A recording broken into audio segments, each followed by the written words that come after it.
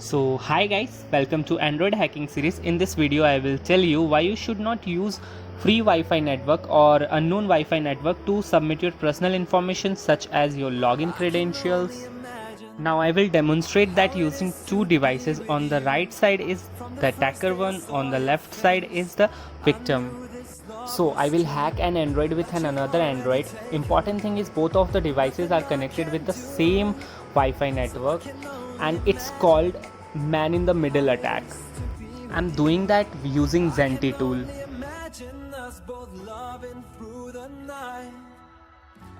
We can scan network and find the victim device. I already know that is my device based on IP address. Now click on the man in the middle attack and let's get started with the first attack. Spy on web browsing. Enable SSL stripping and start man in the middle attack. On my victim device we use browser. So now let's go to Amazon for example, and now attacker can see the request that were made to the Amazon.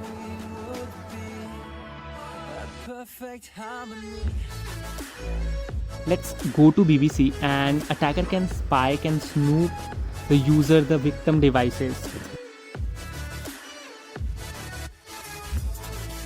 Let's continue with second one. Take the user to attacker's website. We need to enable redirect HTTPS where all the website visited from the victim device will deliver directly to evil.com. Evil.com is for example.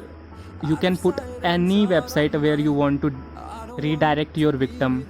Start again. Now on our victim device, let's go to Facebook and we were redirect to evil.com. Just type in the website search as bank.com.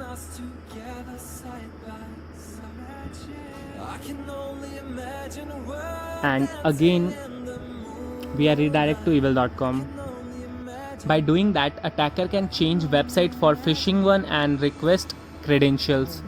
So now the third one is stealing login credentials, for example Facebook.